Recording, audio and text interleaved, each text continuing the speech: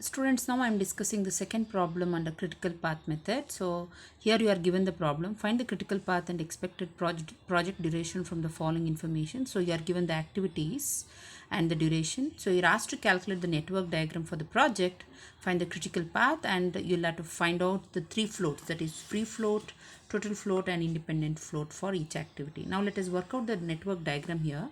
So we will have to start from 1. So it is 1 to 2, right? Then 1 to 3, then 2 to 3, then 2 to 4, then 3 to 4, 4 to 5. So this is how we draw the network diagram. Now let us write down the durations here. 1 to 2 it is 20, then 1 to 3 it is 25, and 3 to 4, 2 to 3 it is 10, 2 to 3 it is 10.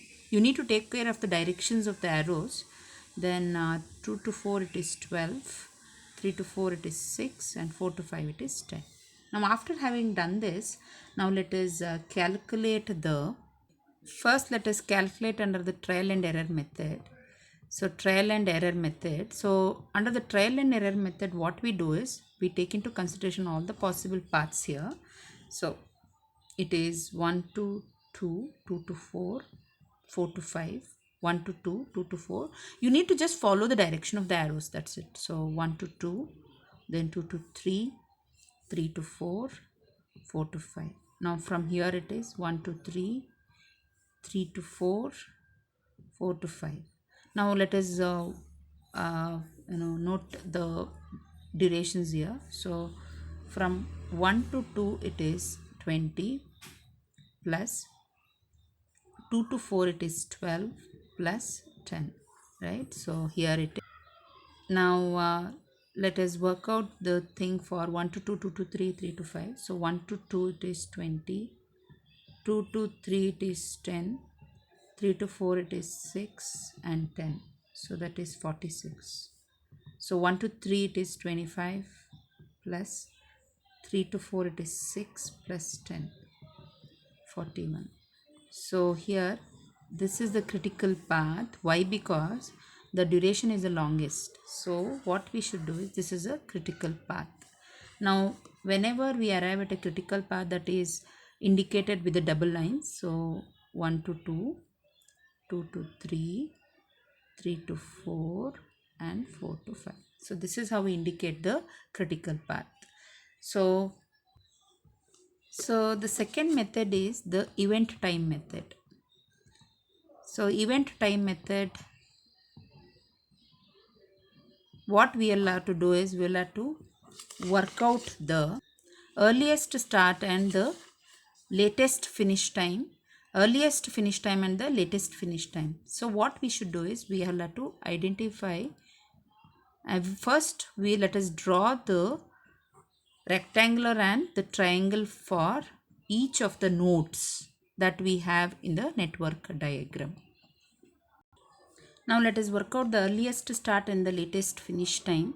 So what we should do is, for earliest start time, we always initialize the first node earliest start time to be 0. So 0, here we have to identify as to how many arrows are directed towards this particular node. So if you observe here, there is only 1, right? So only 20 is there. So there is no comparison. So we write the 20 here. Coming down to this particular 2 to 3, there are 2 arrows which are directed to third, this particular node. What we will have to do is 0 plus 25, comma, here again I have to take up the 20 plus 30, 10, that is 30. Now out of these two, which is the largest, we will have to make a note here. Largest of these two values. Coming to this particular node here, so it is 20 plus 12, that is 32, comma, 30 plus 6 is 36. If you compare these two values, 36 is the largest, which I am making a note here. Now coming down to the last one, so here there is only one arrow coming here, right? So that is from 4 to 5. So if you see here, 36 plus 10, 46. That is the only number that we compare here, because there is no comparison at all. That is the only one which we have. So is that we take it up. Now let us take up the uh, latest finish time. So here what we have to do is we have to initialize the from this is moving backwards, so this I have to initialize as 46. So since it is backward moving, we will have to go backwards. Now coming here, if you take this particular event, there is only one event which is no, turned backwards here. So 46 we have to deduct. Previously for earlier start time we used to add up the duration. Now here it is the reverse of what we have done before. So 46 minus 10 is 36. So we have got only one value, so 36 is what I am writing here.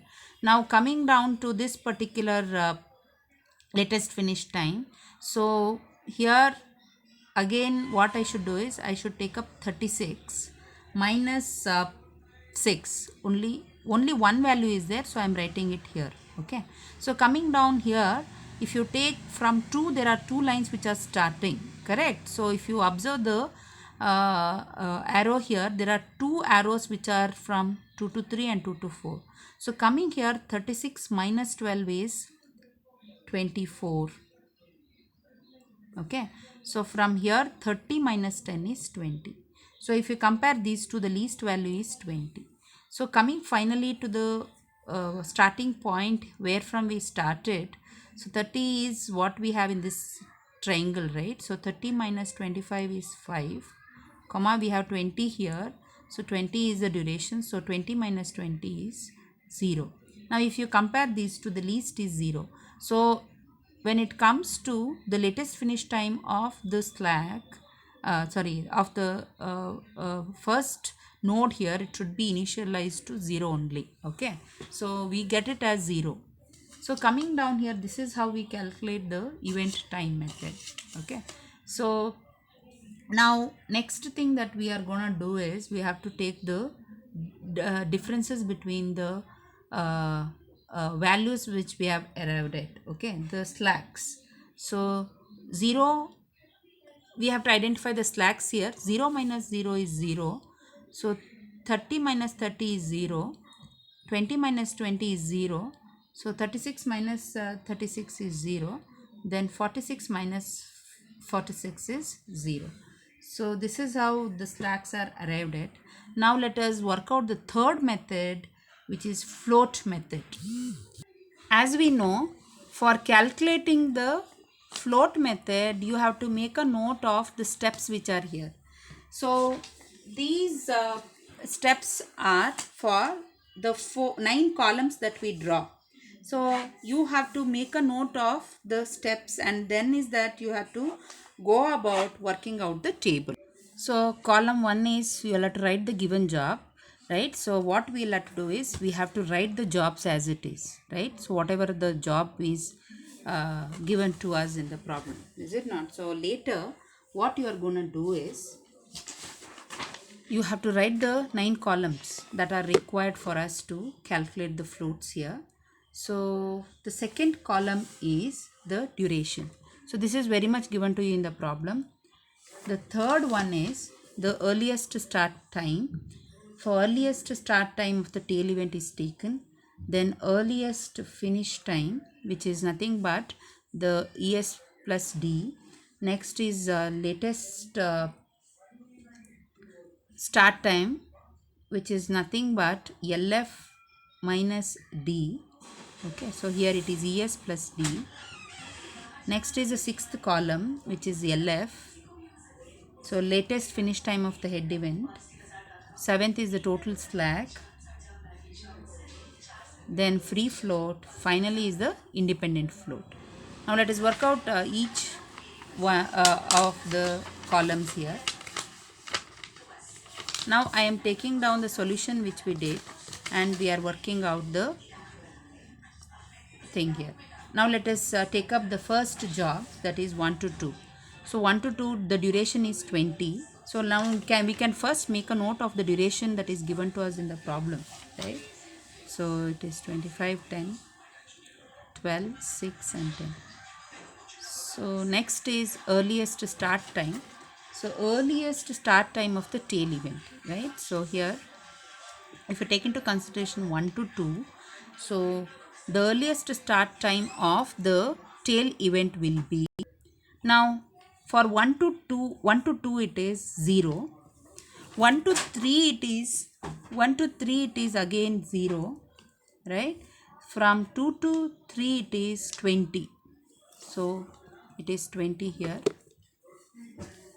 Then 2 to 4 it is again 20, 3 to 4 it is 30, then 4 to 5 it is 36. So the next one is a total of these two. Okay, so 20 plus 0.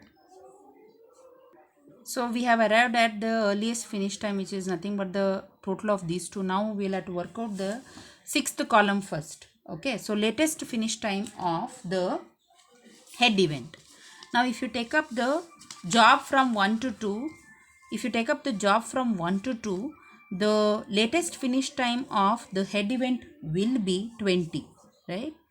So latest finish time, the ones which are written within the. Now let us work out the latest finish time of the head events for column 6. So it will be 20, 30, 30, 36, 36 and 46. So we need to take it up from the diagram, network diagram. So now I have to arrive at the fifth column, which is nothing but the latest finish time minus the duration. So it is 20 minus 20. So we are taking the difference here, right? So 20 minus 20, 0. 30 minus 25 is 5. Likewise, I have drawn it. So now let us work out the total slack here. So the total slack is LS minus ES. So it is LS minus ES, it is 0. Then 5 minus 0 is 5. Then 20 minus 20 is 0. 24 minus 20 is 4. Then 30 minus 30 is 0. 36 minus 30 is 0. Now let us work out the free float here. Free float is nothing but the total slack minus the head event slack. Now if you consider the diagram here, so 1 to 2, is it not? So now first job is 1 to 2. So here it is, we have to first make a note of the total slacks for all the activities. Now I have to calculate the eighth column, which is free float, total slack minus the head event slack. If you take into consideration the first one, 1 to 2, the head event slack is 0, right? So 0. For 1 to 3 it is again 0.